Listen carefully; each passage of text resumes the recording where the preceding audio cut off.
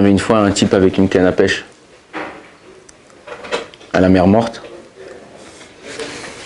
en train de pêcher.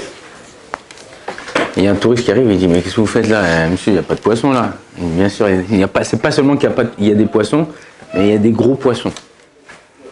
Il dit ah bon un truc, il dit regarde, moi de père en fils, on a reçu un secret de savoir comment attraper dans n'importe quel endroit, n'importe quelle mer, n'importe quel étang des poissons. Il dit, ah bon, comment tu fais, c'est pas possible, tout ça. Il dit ah ça je peux pas te dire, c'est un secret de famille. Il dit non, allez, dites-moi et tout. Hein. Il dit non, je peux pas te dire et tout. Si je te dis ça, n'importe où tu vas, tu mets ta canne à pêche, pac, tu t'attrapes des poissons. Alors il dit bon, dis-moi. Il dit voilà, écoute, si tu veux que je te dise, je te dévoile ce secret, ça va te coûter $300. $300. Il me dit ouais, mais tu vas aller à Honolulu, tu vas aller en Martinique, en Guadeloupe, c'est sûr que tu attrapes des poissons. Alors, le mec, il hésite et tout. Bon, il sort $300, il lui donne. Il dit combien t'as attrapé de poissons aujourd'hui? Il dit toi, t'es le troisième. Mais il y a des gens, des fois, qui se laissent, et c'est ça le but du Yetzer Hara, de nous embrouiller, savoir nous embrouiller. On est dans la paracha de Kitetsé. Le but de la paracha, on parle qu'un soldat est parti en guerre. Il voit Cindy Crawford, il veut se marier avec elle. Hop, tac, il apprend, oh, elle est belle et tout ça. Et après 2 mois, il envoie. Le Yetzer Hara, son but, et comment s'appelle cette femme dans la Torah? Isha Yefat Toa. Beauté fatale. Ouais. Waouh. Comme dans les dessins animés, là, avec les yeux en cœur, là, comme ça. Et le Yetzer Hara, qu'est-ce qu'il fait? Même quelque chose de pas beau, il te le rend beau. Il te le et tout ça, machin, et tout. Aujourd'hui, je ne sais pas si vous savez, mais dans n'importe quelle grande boîte qui vend un produit, il y a un bureau marketing. C'est-à-dire qu'ils font tout, ils réfléchissent pour pouvoir te donner l'envie d'acheter ce produit. On va prendre quelque chose de simple que tout le monde connaît, Coca-Cola. Ouais. En Israël, en gros sur les bouteilles écrit Ta'am shel hachaim, le goût de la vie. Ah, si t'as pas goûté Coca-Cola. En Israël, on a le droit de parler sur l'autre. En France, je sais pas si on a le droit de faire ça. C'est mieux que Pepsi, c'est mieux que machin. Waouh, les gens ils sont comme ça. Ils changent la forme de la bouteille, ils te mettent une autre couleur, ils te mettent machin. Ils te font des goûts, tout ça pour t'attirer à acheter. Donc quelque chose même qui est pas bon, qui est pas beau, ils vont te le rendre, ils vont te l'embellir, ils vont te l'envelopper pour que ça c'est le Yetzer Hara. Deuxième chose, ils te donnent le cheshek d'avoir envie de l'avoir. C'est-à-dire qu'ils te donnent l'envie, t'es ça, ouais, si tu l'as pas, t'es un manga. Et après quand tu l'achètes, t'as voulu une montre, tu voulais une paire de baskets, tu voulais un téléphone. Ah ouais, l'iPhone 15X, truc machin, tu l'as acheté, ouais, super, oh, tu regardes ce qu'il fait, regarde. Après 1 semaine, 2 semaines, machin, il est tombé déjà 2 fois, machin, oh ça va, bon, ça va, ouais, il est sympa. Ça, c'est le Yetzer Hara. Les Chachamim, ils disent, qu'est-ce qu'il a le Yetzer Hara dans son Otsar, dans son coffre? Il dit, il n'y a que 2 choses. Il a un masgan, il a une clim, il a une couette. En été, il allume le masgan. Toi, t'es là, il fait chaud, tout ça. Tu attends, je vais sortir et tout, je transpirais. Non, je suis bien, allez, là, encore un peu. Et en hiver, il fait hyper froid. T'es là avec ta couette et tout, non. Il essaye dès le début, et c'est ça le. Si tu arrives à casser le début, tu arrives à passer la première étape, en général, tu arrives à te défaire. Mais si dès le début, il t'a attrapé, toute la journée, tu es à lui. Et en vérité, il y a écrit comme ça, le Yetzer Hara, le Zohar, la Gemara, elle dit c'est Meler Zaken Uksil. C'est un roi vieux et imbécile. Ouais, vieux et imbécile, il m'a bien banané. Ouais. En vérité, c'est pas Ksil. Quelqu'un, si tu es toute la journée, excusez-moi du terme, mais avec des fumeurs de shit, bah, au bout d'un moment, tu vas dire, bon, laisse-moi une taf.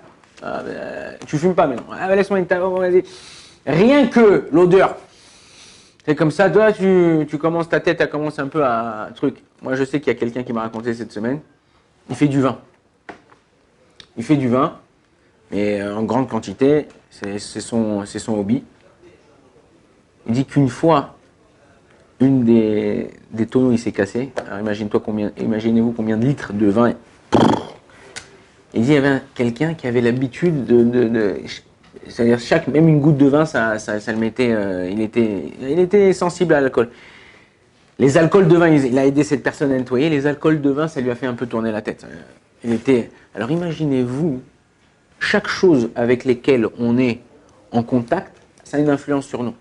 Tu rentres dans un magasin de parfums, même si tu t'es pas parfumé pour sentir ou quoi, tu sors, tu es un peu imbibé de parfum, t'as une bonne odeur.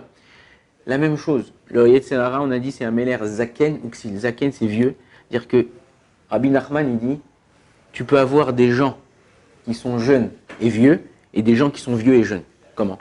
Il dit, tout dépend de comment ta façon de penser. Il y a des gens, ils ont 20 ans, non mais j'ai pas envie de sortir, non mais je suis bien là, non vas-y, je suis avec mon téléphone, non c'est bon, il est toute la journée en pyjama, avec ses tongs, ses machins. Mais vas-y, sors, bouge mon frère, fais quelque chose de ça, la vie elle continue. Là, il y a des gens, ils ont 70 ans, et ils sont là, tu vois, le matin, ils se lèvent, sport, tac, après études, après machin, fila, ta. Et tu vois qu'ils sont actifs, qu'ils sont là. Le Yetzer Hara, il essaye de te rendre vieux, première chose. Deuxième chose, Ksil, il essaye de te rendre imbécile, de te rendre bébête. On me dit une blague bidon, mongol, va. Essaye de réfléchir avec ta tête, essaye de voir ce qui est bon pour toi. Ce qui est bon pour l'autre, c'est pas bon pour toi, c'est pas obligatoirement bon pour toi. Mais quand vous êtes comme ça, vous prenez sur vous, là on est en Elul, vous prenez sur vous, voilà, vous avez pris chacun sur vous de venir étudier 2 semaines, 1 mois, 6 mois, 1 an à la yeshiva. Sachez que quand vous êtes dans un contexte comme ça, vous êtes dans un endroit comme ça, même si tu n'étudies pas, le fait d'être en contact avec des rabbanim, le fait d'être en contact avec des bachurim qui sont en train d'avancer, tout ça, tu as cette envie. Demain, tu veux sortir, tu vas aller à Natania, tu vas aller à Ranana, tu vas aller kiffer un peu, machin. Au début, tu seras un peu réticent sur ce qui va se passer, mais au bout d'un moment, hop, tu vas tomber dans la routine de la vie, de la machin, de le truc, et tout ça, hop, et tu vas glisser. En vérité, un homme, il doit savoir où il se tient. Il doit savoir c'est quoi ton niveau. Qu'est-ce qu'Akadosh Baruch Hu il attend de moi? Où je veux arriver. Si tu n'as pas de but dans la vie, tu peux rester 20 ans en stand-by. En général, dans la Torah, il n'y a pas de stand-by. Comment? Quand tu as un vélo, ok, tu as acheté un VTT là, et maintenant il y a les nouveaux VTT en électrique. Ça coûte 20 000 shekels. Ça fait 4 5 000 euros, 6 000 euros, des VTT comme ça. Et donc, comment je sais qu'avec mon vélo, je suis en montée ou je suis en descente? Même avec un vélo électrique. Quand tu es en descente, tu pédales pas. Tu te laisses aller. Quand tu es en montée, même si c'est un vélo électrique, tu es obligé de fournir un effort, tu transpires. C'est la même chose dans la Torah. Si toi, tu vois que c'est difficile, tu galères, oh là là, le matin, j'ai pas réussi à me lever, mince, et la tefila mincha, oh, tu cours, je suis en retard, mince, c'est pas... Tous ces petits trucs-là qui te font montrer que tu n'es pas au top, ça veut dire que tu es en train d'avancer. Ça veut dire que tu es en train de faire une étape dans ta vie, que tu es en train de faire un chinouille, un changement qui va t'aider à avancer et t'aider à te changer. Mais si tu dis, bon, le matin, je me lève, il y en a qui sont deux de tension. Voilà, il s'est réveillé à 7 heures, le temps de mettre le pied par terre, le temps de se brosser les dents, le temps de se laver la figure, il est déjà 7h30. Mais mon frère, qu'est-ce que tu fais? Une demi-heure pour brosser les dents, laver la figure. La fila commence à 7h moins quart, à 8h moins quart, et il arrive à la fila à 8h15. Ah bon, attends, ils sont le schéma, ça, ils vont trop vite. Bon, je prends notre filine, je vais au Stibler. Il va au Stibler, machin. Oh, moi j'ai raté le premier minute, moi je vais au deuxième. Tu perds, tout est en train de repousser. Et il y a des gens comme ça, alors, ils passent à côté de leur femme, ils passent à côté de leur travail, ils passent à côté de plein de choses bonnes qu'ils auraient pu avoir dans leur vie. Pourquoi? Parce qu'ils pensent qu'ils ont tout le temps. La vie, elle avance, la vie, le temps. Chaque minute qui passe, chaque instant qui passe, c'est fini. Tu ne peux plus le rattraper. Tu ne peux plus le rattraper. Il faut vivre intensément le moment présent. Le Rav Papou, Pele Yoetz, livre de Moussard, il est enterré en Bulgarie, il y a 150 ans à peu près. Il dit comme ça. À Avar, le passé, il est passé, c'est fini, tu ne peux plus rattraper le passé. À Atid, le futur, Adain, le futur n'est pas encore arrivé. À Ové, le présent, qui est Refaïn, comme un instant, comme un clin d'œil. Et il dit, alors, pourquoi tu t'inquiètes? Da'aga minaïm, pourquoi tu t'inquiètes? Da'aga minaïm, pourquoi t'as pas de da'aga? Si, il s'est passé dans ton truc, tu as eu des galères dans ton passé, ça y est, c'est passé. Ouais, mais non, mais j'ai peur que demain, ils viennent me chercher. Ouais, c'est pas encore arrivé, arrête de te prendre la tête. Vis ton moment présent. L'herbe vegetarienne, il dit comme ça, va boire un petit verre de vin, un petit verre de vodka, détends-toi, et vas-y, prends ta vie en main et avance. Un homme qui réfléchit comme ça, un homme qui essaye, bon, aujourd'hui c'est aujourd'hui, hier j'ai pas réussi, hier je me suis planté, hier j'ai fait une connerie, hier j'ai fait truc. Rabbi Nachman, il dit que chaque jour, c'est un nouveau jour, et les personnes qui vivent avec le passé ou les personnes qui vont avec le futur, ils n'avancent pas.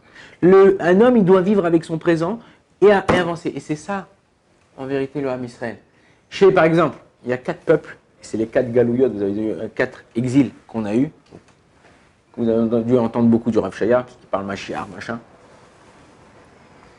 Il y a eu Babel, il y a eu Yavan, il y a eu Parasoumadai, et l'exil qu'on est maintenant, c'est Edom. Maintenant, les 3 premiers peuples, ils n'existent plus dans le monde. La Babylonie, c'est l'Irak, tout ça. Il n'y a plus les Babyloniens, c'est fini, c'est plus la même truc. Yavan, la Grèce, aujourd'hui, il sait qu'il y a en Grèce, c'est plus les mecs là avec les gladiateurs, les machins. Il n'y a plus. Parasoumadai, les Perses, l'Iran, tout ça. Il y a encore l'Iran, mais c'est plus les Iranais d'avant, tout ça. Eux, ils vivent avec leur passé. C'est pour ça qu'ils sont comparés dans la Torah aux animaux qui ruminent, mais qui n'ont pas les sabots fondus. Ils ruminent. C'est quoi quelqu'un qui rumine? Quand il va, arrête de ruminer, mon frère, arrête de ruminer. C'est-à-dire qu'il répète, ouais, voilà, tu sais, quand j'étais petit, ma mère m'a frappé, et puis voilà, et puis mon frère et ma soeur. Arrête de parler du passé. Mais non, aujourd'hui, d'accord, ta mère t'a frappé, ton père, il t'a truc, tu t'es fait raqueter dans le métro, t'as un truc, machin. Mais aujourd'hui, qu'est-ce que tu fais? Aujourd'hui, comment t'avances? Ça, c'est passé. Ça, c'est les gens qui vivent dans le passé. Et Edom, c'est quoi Edom? Eux, c'est le cochon, c'est le chazir. Ils montent leurs sabots qui sont fendus, regardez, mais ils ruminent pas. C'est quoi le sabot fondu? Les sabots, là, c'est les pattes pour avancer. Eux, ils veulent, ouais, la technologie, les nouveaux trucs, les machins, vas-y, on avance. Le passé, on s'en fout, vas-y, que tout le monde crève. Ouais, vas-y, ouais, on avance. Et le Ham Israël, il a cette force d'avoir ces deux choses-là. D'avoir quoi? De vivre avec son passé et de vivre avec son futur. Pour mieux vivre son présent. Mais si tu vis que avec ton passé ou que avec ton futur, ta vie, c'est pas une vie. Et donc, en vérité, c'est ça la vie d'un juif. Savoir vivre aujourd'hui en apprenant des erreurs qu'on a fait pour moi mieux faire après. Et c'est ça le but d'un juif. Essayez. Vous êtes là, un mois. Dites-vous dans votre vie. Et quelqu'un, une fois, il a posé la question arabe. Il m'a dit, comment je peux faire pour réussir ma journée? Il me dit, pense que c'est ta dernière journée. Pense que tu n'as qu'une mitzvah à faire aujourd'hui. Ok, dernière journée. Qu'une mitzvah à faire aujourd'hui. Quelqu'un qui vit comme ça, tu dis, voilà, là, voilà, je suis au cours de Torah. Notre problème à nous, c'est qu'on est à un cours, on pense qu'on va faire après le cours. Donc en vérité, ton cours, tu le kiffes pas. Tu es au boulot, tu penses que tu vas manger au restaurant avec ta femme ce soir. Okay? Ou tu es au restaurant avec ta femme ce soir, tu penses que ce que tu dois faire en rentrant à la maison, tu es avec ton téléphone. Mais tu vis jamais activement ta vie présente. Et c'est ça le Yetzer Hara. Il ne veut pas te laisser réfléchir, il ne veut pas te laisser un moment pour réfléchir. Regardez, Stam, aujourd'hui on a les iPhones, on a les technologies, les machins, les trucs, machin. C'est tout fait pour nous sortir de notre vie. Tu es toujours, il y a un WhatsApp, ça vibre, je regarde, t'es au milieu de ta gmar, regarde, Moi, au Elul, j'ai pris sur moi mon téléphone, je le laisse dans la voiture. Mon téléphone, je le laisse dans la voiture le matin. Il n'y a pas, il peut sonner, truc, je reviens, j'ai 26 WhatsApp, j'ai 15 appels, machin. Pas grave, je prends 10 minutes, un quart d'heure, une demi-heure pour régler tout ce qui est truc. Je remets dans le téléphone, je rentre au Beth Amidrash. Ne soyez pas perturbés par ce qu'il y a autour de vous. Et ça peut s'habiller par plein de choses. Par un téléphone, par un mec religieux. Viens, il y a une mitzvah à faire, on va enterrer son grand-père et tout. Lâche-moi, je suis là, je vais étudier, je suis venu. Un mois, j'ai qu'un mois, j'ai une semaine pour étudier. T'as qu'une semaine pour étudier. Voilà, c'est tout. Après, c'est parti, tu repars à Créteil. Ouais. Donc, si toi, t'es ménatzel ton temps, t'arrives à sauver ce temps-là, tu verras que dans un mois, tu vas te retourner, tu vas dire quoi? En un mois, j'ai fait ça? C'est pas ce que j'ai fait en un an à Paris. Le Rav Sitruk Zachar Tzadik, il nous a dit une fois comme ça, il a dit, ce qu'on apprend en un an en Israël, il faut 10 ans pour l'apprendre en France. Et il dit, moi, je l'ai vécu. Et c'est vrai, c'est parce qu'on a écrit comme ça, Avira d'Eretz Israël Markima. L'ère d'Eretz Israël, elle rend intelligent, elle te fait bouger. Regardez ce qu'on a fait dans un pays qui a 75 ans, ce qu'on a fait dans un pays au niveau technologique, au niveau route, au niveau médecine, par rapport à des pays comme la France. Ça fait 500, 1000 ans, 2000 ans qu'ils ont des trucs, des rois, des machins, des trucs et tout ça et tout.